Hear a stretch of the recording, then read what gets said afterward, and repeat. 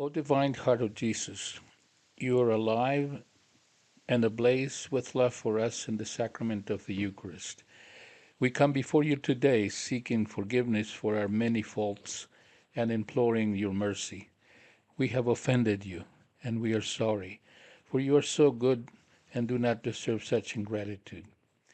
Grant us, O Lord, the light and graces we need to reflect on your virtues and to transform our hearts accordingly. Welcome to the deep dive. We're looking today at some really quite profound material that you shared with us. It's a reflection piece focusing on patient suffering. That's right. And it uses the Sacred Heart as a major point of reference. It's not just about suffering in general, but specifically patient suffering. Okay, so our goal here is to unpack this reflection, understand the examples it gives, like the Sacred Heart, and see what it might offer about facing challenges. Exactly. Let's explore the insights, the models it presents, and, see what we can draw from it. Great. So let's start where the source starts. The Sacred Heart of Jesus. It mentions the appearance to St. Margaret Mary. It does, but what the source really highlights are the symbols. It describes the heart as pierced by lance, crowned with thorns, nailed to a cross. Right. And the source sees these as more than just images. Definitely. It calls them his enduring coat of arms. The implication seems to be that these symbols represent the very reason he came, which the source states was to suffer. Wow, okay. That's a strong statement. Does it break down what kind of suffering? Yes, it does. It lists two main categories. First, suffering in his body, things like poverty, persecution, the scourging, being struck. The thorns, the crucifixion itself. Yeah. The physical agony. Precisely. And then there's the suffering in his soul. The source lists hatred, ingratitude, this deep agony, and abandonment. That feels, like a profound internal pain, separate from the physical. It does.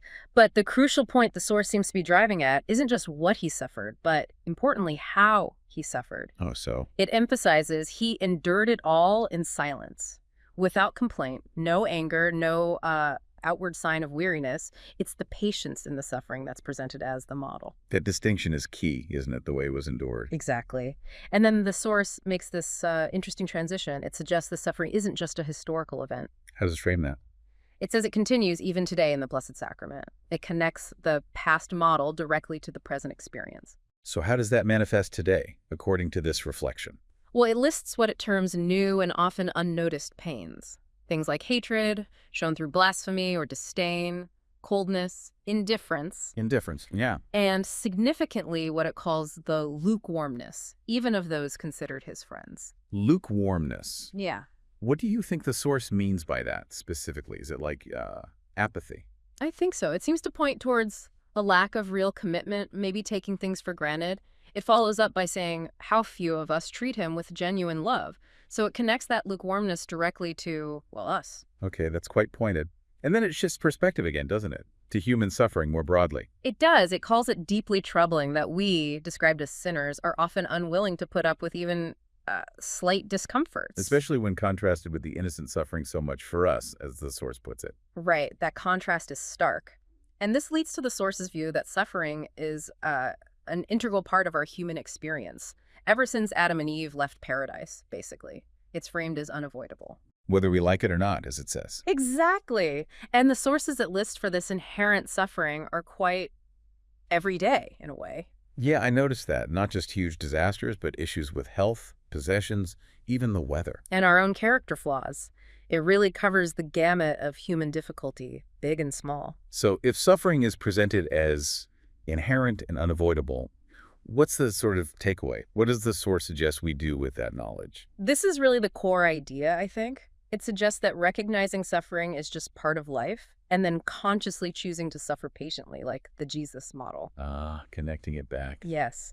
That approach is presented as a sure way to lighten this burden and make it more tolerable. It's not about making suffering disappear, but changing how we carry it, how it affects us. Changing its weight through patience. That resonates with the reflections from St. Margaret Mary Alacoque that the source brings in next. Her view, as presented here, is pretty direct, isn't it? She's quoted, "Life has been given to us to suffer and the eternity to rejoice." It definitely puts things in an eternal perspective. Quite starkly. Very much so. And the source elaborates on her reflection about this eternal choice, being saved or doomed for all eternity. It frames it as a choice between loving God in heaven, achieved through continual mortification. Or choosing earthly satisfaction, giving satisfaction to the flesh, and missing out on that celestial joy. That phrase, continual mortification, it sounds intense. How does the source seem to interpret that? Is it just about harsh physical acts? Well, in the context of patient suffering, it seems to mean more like ongoing discipline, patient endurance itself. It's about consistently choosing the harder, more patient path over immediate comfort or gratification, especially when those conflict with spiritual aims. Okay, so it's tying that patient endurance we talked about directly to a kind of spiritual practice or discipline, not just passively getting through pain. Exactly. It gives suffering a potential purpose beyond just being endured. It becomes an active engagement. The source then provides another really strong example, moving outside the New Testament to Job. Ah, Job. Yes, a classic example of, well, extreme suffering and faithfulness. The source sets him up as, initially wealthy, righteous, having it all. And then the test begins. The source mentions the devil challenging God, suggesting Job's faith is basically conditional on his good fortune. Right. And God allows the test. The source recounts how Job loses everything, wealth, children, and then suffers terrible physical pain and emotional torment. It's just devastating. Utterly. And yet the crucial part, according to the source, is Job's response. He doesn't turn away from God. No, even when his friends are telling him to curse God, he refuses to turn away. Now, the source does note he questions why. He struggles with it. Which feels very human, actually. It does. But crucially, he remains faithful through that questioning. That nuance seems important here. It's not portrayed as blind acceptance, but a faith that holds even amidst profound questions. And the source includes that famous quote from Job. Yes. Shall we indeed accept good from God and not accept adversity? It really captures that sense of accepting the whole package, so to speak. Yeah, the good and the bad, as coming from the same source. And as the story goes and the source notes, God eventually restores Job's fortunes, blessing him even more. So the source presents Job's story as this powerful testament to enduring faith, even when things are at their absolute worst. So if we try to connect these main threads from the source, we have Jesus as the ultimate model of how to suffer patiently. And Job as a model of enduring immense suffering while keeping faith, which leads to restoration in his case. Both seem to underscore that central theme, patient suffering as a significant path. And contrasting that sharply with what the source called our human tendency as sinners to resist even slight discomforts. There's a real tension there. Which brings it back to you, the listener. The source seems to be holding up these models, Jesus, Job, the wisdom of St. Margaret Mary, and asking you to consider this idea. Could approaching the suffering that inevitably comes your way with patience, with faith, could that actually change the experience? Lighten the burden, as the source suggests. It ends, doesn't it, with that prayer asking for help to find the secret of your heroic patience. It moves from description to aspiration. Yes, asking for the strength to endure suffering in that same way. It's a call for an internal shift, really. Not just understanding the idea, but seeking the grace to live it. So just to recap the journey through this source material, we looked at the Sacred Heart as a model, the idea of suffering being inherent and present even today, St. Margaret Mary's eternal perspective, and Job's story of incredible endurance. All drawn from this reflection piece, focusing squarely on the meaning it finds in patient suffering. And maybe a final thought to leave you with, drawing directly from that tension we mentioned.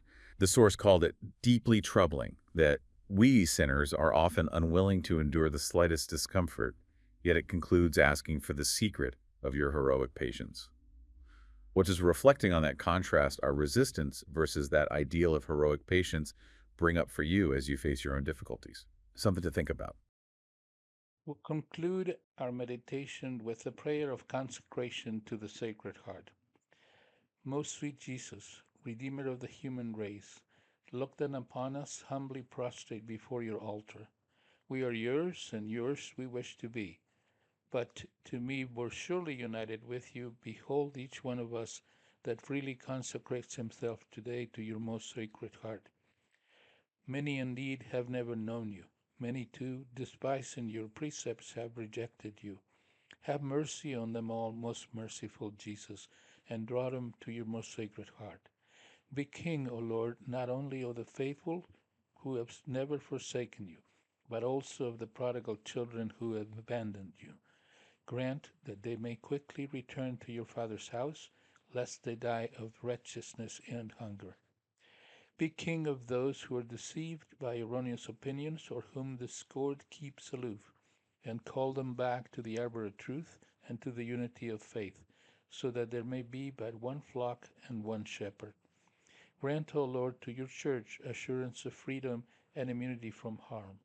Give peace and order to all nations, and make the earth resound from pole to pole with one cry. Praise to the divine heart that wrought our salvation. To it be glory and honor forever. Amen.